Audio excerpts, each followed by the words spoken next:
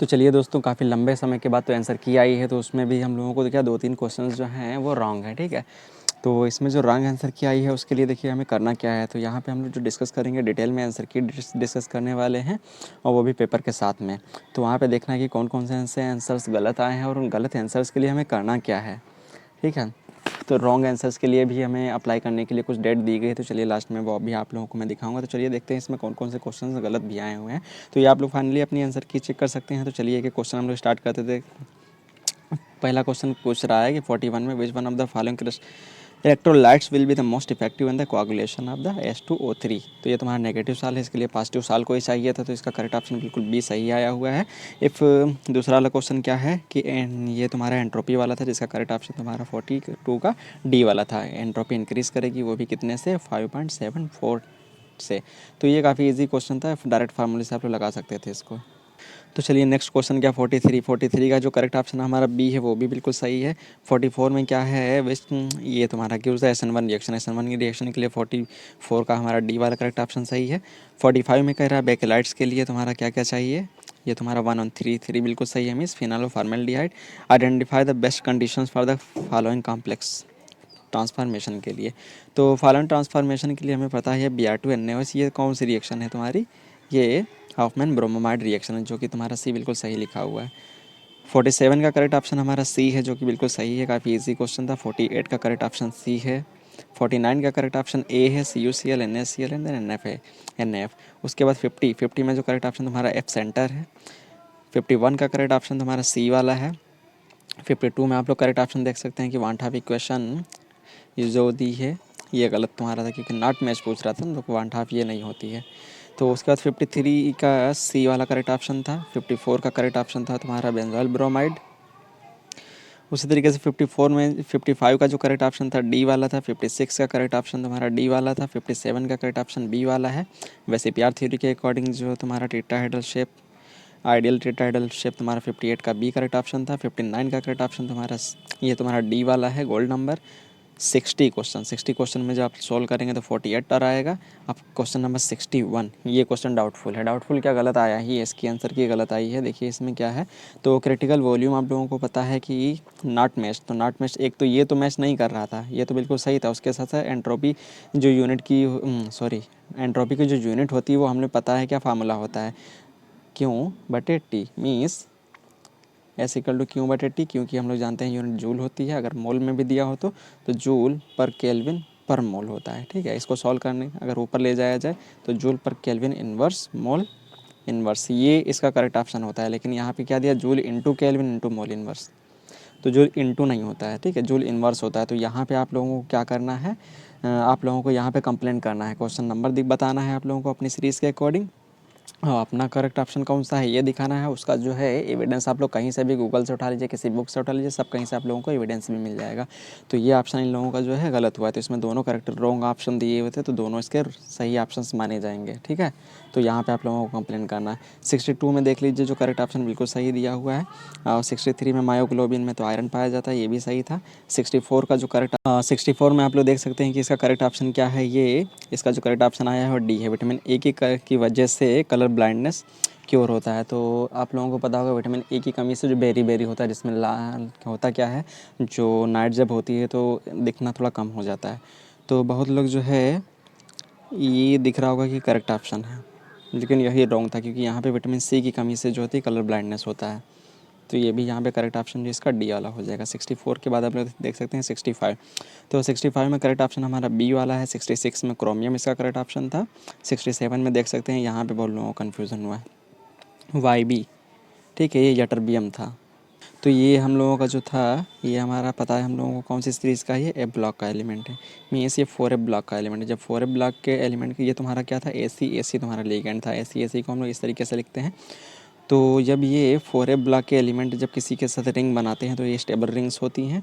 तो यहाँ से 3 दूना 6। अब जब यहाँ पे 2 हाइड्रोक्साइड ये गलत आया था सबसे पहली बात तो ये।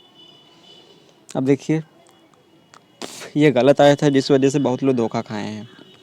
अब देखिए क्यों, यहाँ पे दिया हुआ OH का होल ट्वाइस, तो आप लोग इस पे भी एक्शन ले सकते हैं। इसकी वजह से बहुत लोगों ने क्या किया है, करेक्ट ऑप्शन डी किया हुआ है। ऐसा क्यों, जब 2 हाइड्रोक्साइड होगा तो यहाँ पे जब यटरबियम से जुड़ेंगे 2 हाइड्रोक्साइड जुड़ेंगे, ठीक है, 2-2 डार्क साइड को लोगों ने जोड़ा है।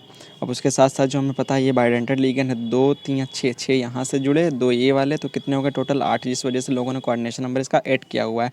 तो यहाँ पे मिस प्रिंटिंग की वजह से आप लोग कमेंट कर सकते हैं, पूरा पूरा आप लोगों को अधिकार है कि मिस प्रिंटिंग यहाँ पे हुई, जिसकी वजह से ये ऑप्शन जो है गलत हुआ है सबका। तो यहाँ पे मिस प्रिंटिंग की वजह से आप लोगों को क्या करना है, इस पे कमेंट करना है पूरा, क्योंकि यहाँ पे मिस प्रिंटिंग है।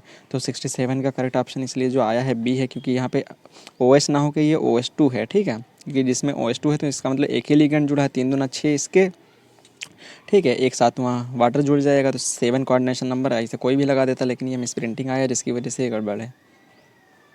तो आप लोगों को यहाँ पे करना है क्योंकि ये गलत आया हुआ है। तो चलिए आगे देख लेते हैं विद इन, ये आप लोगों को यही कंपाउंड आप लोग गूगल पे सर्च करिए, देखिए आप लोगों को दिखा देगा, OS2 टाइप का है।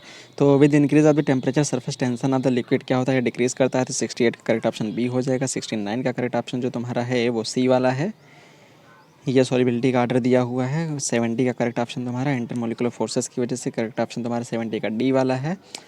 अब 71 का करेक्ट ऑप्शन आप लोग देख सकते हैं, यहाँ पे पूछ रहा था बी वाला है। 72 का करेक्ट ऑप्शन इसमें ऑल ऑफ द अबव थे। 73 में करेक्ट ऑप्शन तुम्हारा कोबाल्ट था।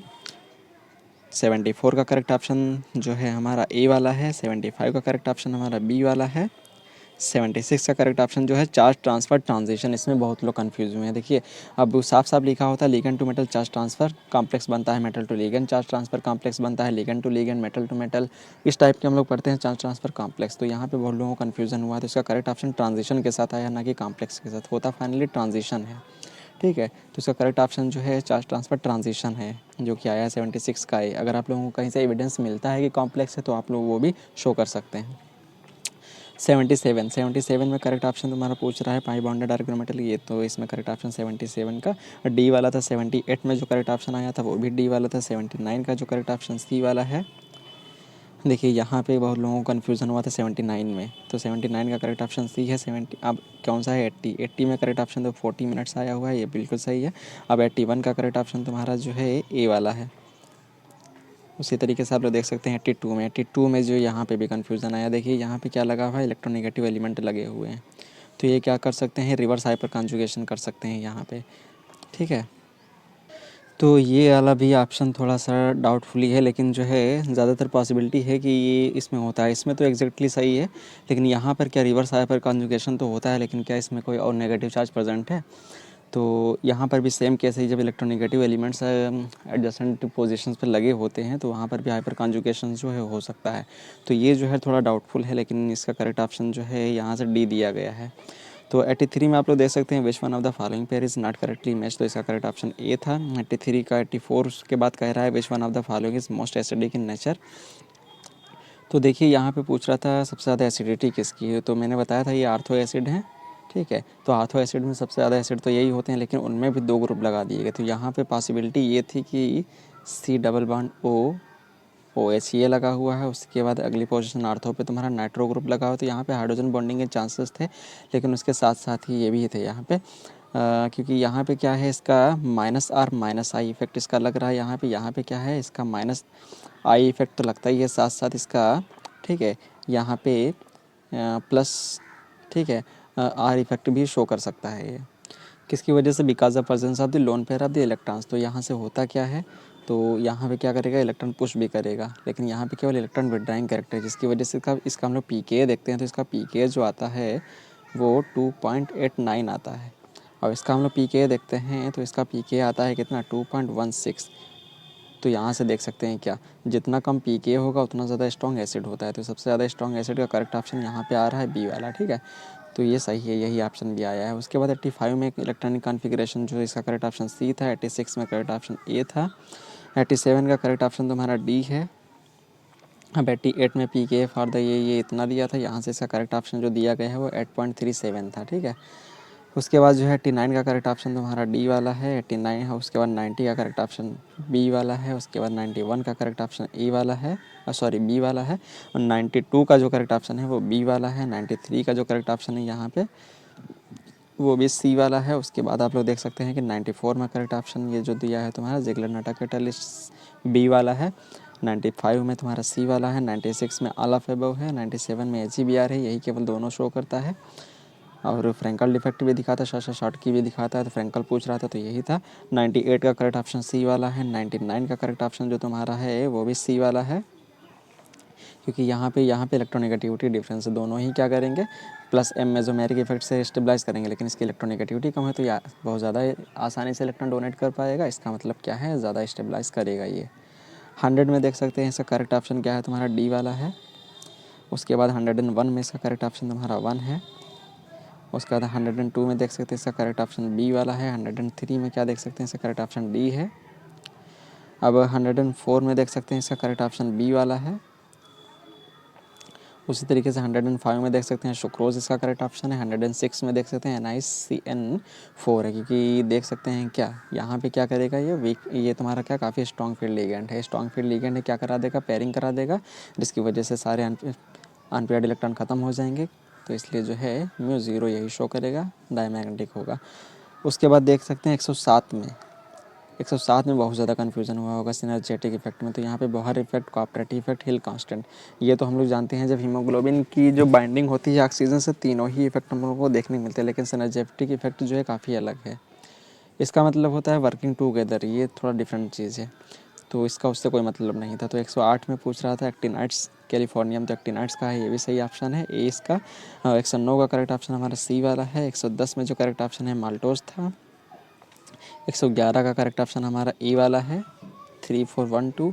112 का करेक्ट ऑप्शन हमारा कोरिन है, कोरिन रिंग होती है। उसी तरीके से इसमें बहुत लोगों को कन्फ्यूज़न हुआ होगा, तो देखो केपी जो हम लोग यहाँ से निकालते हैं तो क्या आ जाएगा प्रेशर ऑफ PCAO, उसी तरीके से P ऑफ CO2, उसी तरीके से P ऑफ CaCO3, ये भी सॉलिड है, और उधर ये भी सॉलिड था। हम लोग जानते हैं सॉलिड के लिए कितना हो जाता है, इसकी वैल्यू 1 हो जाती है, तो केपी केवल बचता गैस के लिए, गैस क्या था केवल ये, तो इसकी वैल्यू केवल आ जाती है CO2 means partial pressure of CO2, तो इसका करेक्ट ऑप्शन क्या हो जाएगा यहाँ से बी वाला। तो उसके बाद देख सकते हैं which one of the following pair is an electrophile. अब देखिए 115 में बहुत ज़्यादा कन्फ्यूजन, SI = E, तो देखिए एच के करस्पॉन्डिंग मिल रहा है ई, तो यहाँ पे पूछ रहा था साई जो है, साई क्या बताता है, तो साई क्या बताता है energy of the spherical wave, frequency of the spherical wave, amplitude of the spherical wave, Laplacian operator. तो यहाँ पे करेक्ट ऑप्शन जो दिया गया है एम्पलीट्यूड दिया गया है, लेकिन इसका करेक्ट ऑप्शन क्या होना चाहिए, वेव फंक्शन क्या बताता है किसी भी पार्टिकुलर पोजीशन पे इलेक्ट्रॉन की एनर्जी और उसके वेव फंक्शन को बताता है साई, ठीक है, एनर्जी उसके वेव फंक्शन को बताता है, इसलिए इसका करेक्ट ऑप्शन ए होना चाहिए, लेकिन यहाँ पे करेक्ट ऑप्शन जो दिया गया है सी वाला है, तो यहाँ पर भी आप लोग कंप्लेंट कर सकते हैं, ठीक है। इसका एविडेंस आप लोगों को किसी भी स्टैंडर्ड बुक में देख सकते हैं आप लोग। तो एक क्वांटम केमिस्ट्री है भाई R.K. प्रसाद, ठीक है, तो वो भी काफ़ी अच्छी बुक है इसके लिए, क्वांटम केमिस्ट्री के लिए, तो आप लोग वहाँ से भी देख सकते हैं। तो 116 में देख सकते हैं जो करेक्ट ऑप्शन ए है। 117 में देख सकते हैं कि NaF इसका करेक्ट ऑप्शन थे। 118 में जो था SO3 माइनस है। 119 का जो correct option inversion temperature equal to 2B था। 120 में जो करेक्ट ऑप्शन था उसका ये तुम्हारा हो जाएगा 6, ठीक है, इसको सॉल्व करेंगे काफ़ी ईजिली आ जाएगा, तो यहाँ से 6 आंसर आ जाएगा। तो यहाँ से आप लोग देख सकते हैं कि इसमें जो गलतियाँ हैं आप लोग उसका एविडेंस ढूंढेंगे, ठीक है, एविडेंस ढूंढने के साथ साथ आप लोग जो है उसके अगेंस्ट कंप्लेंट करना है। आप लोगों को एविडेंस कहीं से भी मिल जाएंगे, ठीक है, स्टैंडर्ड बुक में उसको ढूंढने की कोशिश करिए, गूगल के जो स्टैंडर्ड साइट्स हैं ऑफिशियल, क्योंकि उल्टी सीधी साइट्स पे नहीं जाना है, तो आप लोगों को मिल जाएंगे एविडेंस, ठीक है। तो आप लोगों को मैं दिखा दूँ कि कहाँ से आप लोगों को कंप्लेन करना है। तो देखिए जैसे ही आप लोग डालेंगे UPPSC.nic.in, ठीक है, UPPSC.up.nic.in डालेंगे तो उसकी ऑफिशियल वेबसाइट पे पहुंच जाएंगे, यहीं से आप लोग अपनी आंसर की भी देख सकते हैं। तो यहाँ पे आप लोगों को साइट में ये दिख रहा होगा, ठीक है, ये नोटिस दी गई है। तो यहाँ आश्रम पद्धति के लिए जो भी आप लोगों के ऑब्जेक्शंस हैं यहाँ पे आप लोग देख सकते हैं। तो इस ऑब्जेक्शन को जैसे हम लोग ओपन करेंगे तो यहाँ पे पेज खुल जाएगा, ठीक है। तो यहाँ पे आप लोग क्या करना है, आप लोगों को जो है अभ्यर्थी का नाम डालना है, अनुक्रमांक डालना है, परीक्षार्थी का नाम डालना है, विषय का नाम, जिस विषय के बारे में आप लोगों को, ठीक है, कंप्लेंट करना है। उसके बाद उस प्रश्न पुस्तिका सीरीज़ जो ए है, बी है, सी है, डी है, कौन सी है वो डालना है। अब देखिए अब देखिए यहाँ पे प्रश्न संख्या आप लोगों को डालना है, आयोग का उत्तर क्या दिया गया है, उसके बाद आप लोगों का उत्तर क्या है, और साक्ष्य उसका कहाँ कहाँ पे है, ठीक है, वो आप लोग उसका पेज नंबर दे सकते हैं, फलाने बुक का नाम दे सकते हैं, बुक का नाम ये है, पेज नंबर इतना है, इतने पे दिया गया है, आप लोग ये देख सकते हैं, या उसका अटैच फ़ोटो भी आप लोग अपलोड कर सकते हैं। तो अभ्यर्थी का नाम और मुहर नाम और हस्ताक्षर ये आप लोगों को करना है। तो आप लोग फाइनली जो है यहाँ से अपना कंप्लेंट कर सकते हैं। तो इसलिए इससे जो होगा कि आप लोगों के आंसर जो है वहाँ से बदल के आएंगे, ठीक है। तो इससे आप लोगों का नुकसान नहीं होगा। तो चलिए आप लोग कम से कम एक शेयर और लाइक तो बनता है, क्योंकि आप लोगों के लिए काफ़ी ज़्यादा मेहनत करना पड़ता है। तो ठीक है, आप लोगों के लिए इतना तो कंजूसी नहीं करना चाहिए। तो आप लोग इसे ज़्यादा से ज़्यादा शेयर करें, प्रमोट करें। Thank you.